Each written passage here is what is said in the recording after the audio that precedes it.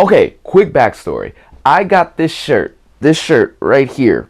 I got it 10 years ago. Well, close to 10 years ago. Bought at a Hot Topic when the Civil War comic book came out, and I've had it ever since. When I found out about, 8 years later that they're going to do a movie based off that comic book, I had to go find this shirt. So I found it in a box somewhere in my closet. Long story. Got the shirt, and now it's full circle. I really had never thought that they would have made a movie of this magnitude.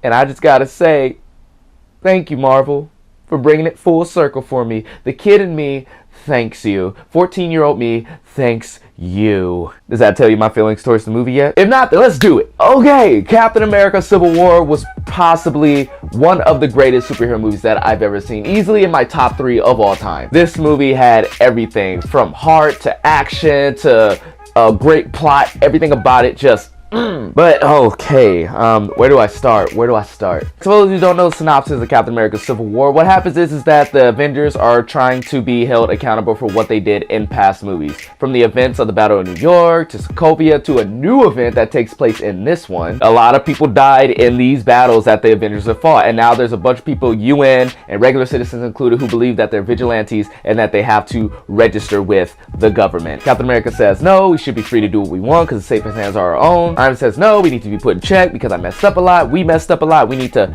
do this thing or we will not be able to fight crime ever. Sides are chosen, and that's how you get your Civil War. Now when I first heard about this movie coming out and I found out the cast of this movie, I was very nervous about whether they was gonna give everybody their due amount of screen time, because this is a lot of characters. Every Avenger in this movie has been in all the other movies with the exceptions of the Guardians of the Galaxy and Hulk and Thor. But without those guys, everybody here is accounted for, and it is great to see them all on screen at once. Maybe Captain America will get overshadowed in his own movie. No, but that does not happen here. Everybody gets a moment to shine, no matter how big it is. And I would just say, without spoiling anything, that the characters who are crucial to the story are the ones who are crucial to the story, if that makes sense. So all the minor characters, well, nobody's really a minor character, but that being said, with all those characters that are just kind of in for the ride, then that's just a plot device for world building all around. And they did a great job of making this a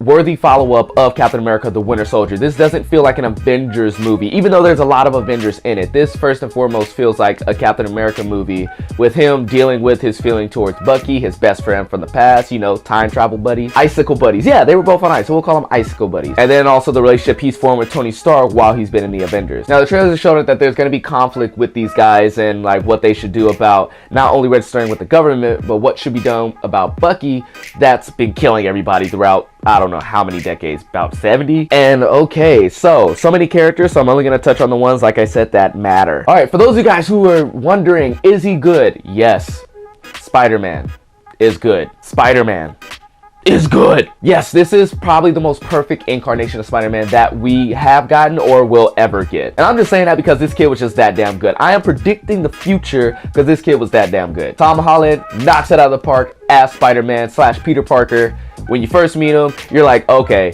he's perfect. But when he gets in that costume, okay, he's a spider god. Now, I can't really get too much into his character without spoiling anything, so I'll just say go see the movie and get you excited for that homecoming, baby. Homecoming, baby. Another character that completely steals the show is Chadwick Boseman's T'Challa, aka the Black Panther. And you know, I'm gonna just say it right now, like, the Black Panther's my dad. Yeah. He's my dad. I want to be him when I grow up. I look up to this guy. This guy was a complete and total badass. The claws? Yes, I want those. They did a good job of setting his character up, and I'm excited to see his other movies as well. All the other characters that are in it, they each have a valid reason for choosing the side that they did. They didn't just choose sides just because the writers told them to. The writers and the director did a good job of portraying each reason why these characters are on the side of Captain America or Iron Man, and it works really well. And this plot, it keeps going, man. It starts to, in the beginning, it's a lot of setup, a lot of build-up, but you don't really mind it because some of the conversations that they have, the philosophical reasons as to why they are picking the sides that they're picking, it's definitely really cool to watch. I wouldn't watch 2 whole hours of it, but it's still cool to watch to get that set up because you know the payoff is going to be incredible. Speaking of payoff, that fight scene in the air hangar that we've been seeing in all the trailers, holy hell, this is probably the greatest fight sequence that I've ever seen in any superhero movie ever. And up until then, my favorite one was the train sequence between Spider-Man and Doc Ock in Spider-Man 2. No, this one knocks it out the water, though I still love that one. It's amazing how they were able to fit so many characters into these shots, and it wasn't like just quick cut here, where you can't really find out what's going on, so you get tricked into thinking it's a good fight. No, a lot of the one-on-one battles are in camera, and even when they have all the Avengers in one shot, it still looks amazing because you're just like, oh. I mean, the Russo brothers just completely kill it. They like Black Panther kill it, and they own it. And pretty much every fight scene that I was watching in this movie, it reminded me of The Raid and The Raid 2. And if you haven't seen those movies, please do. I keep talking about it, but please see those movies. But yes, the fight scenes are relentless. It's non-stop. It reminds you of The Raid. It reminds you of the Jason Bourne movies. It just, holy crap. It's really close quarter combat, and sometimes we, you know, in these movies, some of these characters aren't going to die. Let's just suspend that belief right now. They're not going to die. But I still felt like these characters were in danger. The stakes were raised. And that's another thing that I liked, is that I thought since there were friends fighting against each other, that the stakes was going to be really low, and they're going to be pulling a lot of punches. And I didn't know exactly what the stakes were. Like, what if this side loses? What if this side loses? But they did a good job at saying, like, if this side lose, game over. Like, it was intense. I'm not even gonna, you know, go into the performances, because you already know all these performances were on point. Now, what I didn't like about the movie was Marvel can't just seem to get these villains down. They really can't. I mean, Danny Boyle, who's an amazing actor, I loved him. One of my favorite roles of him is in Inglourious Basterds, but he just didn't really do it for me. Like, he was just kind of there, and I guess in another movie his plot would be a little bit more interesting. But after seeing the plots of all the other characters, with characters this interesting and a plot that's, you know, gathering on top of itself over and over and over, it just, when it gets to his scenes, I'm just kind of like, well, nobody cares, dude. Like, honestly, nobody cares. So I really found myself not caring for the villain in that movie. I mean, yeah, I understood his motivations for why he was doing what he was doing. I just think that it could have been framed a lot better, but it might have been just a victim to all these characters coming to a head, and that's something that we already came to see. Even though that is a bad part of the movie, it's not enough to overshadow the overall awesomeness that is that movie. And, you know, I'm trying to think of something else bad. I really am. Some character, well, I can't.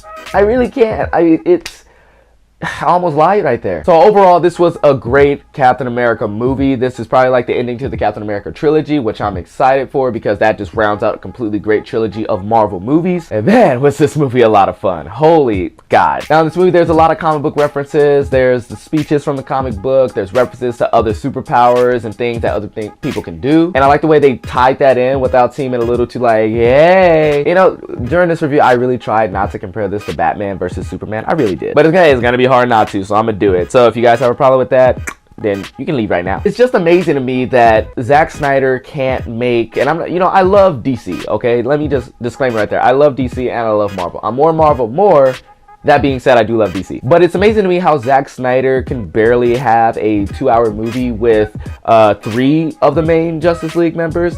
The Russo brothers took about 12 of these suckers and put them in this one scene and still made the whole film work. And that's the real triumph of this movie. With all these characters, it still told one cohesive, poignant, emotional story. The story is surprisingly emotional. A couple times I was just kind of like, oh, I'm sorry. I went into this movie firmly being Team Cap, because I was Team Cap for the comic book. But during this movie, it really does a great job of showing both sides of the argument, and by the end of the movie you really don't know whose side you really want to be on. Both of them give very valid arguments, and I think that as the story goes on, whatever team you were on, the line gets kind of blurred, and those lines are very gray. It's not just black and white. I'm still Team Cap, but I see Tony Stark's issue with the whole thing, and there's a scene where you're just kind of like, oh, Tony, I see now. Okay, I get it. Captain America, Civil War, great movie. Go see it. I don't think I have to really defend this thing anymore. All right, so if you guys seen Captain America, Civil War, just please comment down there. I want to know what you think of it. What were your favorite parts? Who was your favorite character? Say Spider-Man. Say Spider-Man. Or Black Panther. Or Black Panther. Ant-Man, let me stop. Don't forget to like, don't forget to share, and please don't forget to subscribe if you want to see more of my reviews. And until then, guys, just remember, I'm a dude in his room talking to a camera. I love you, and I'm out.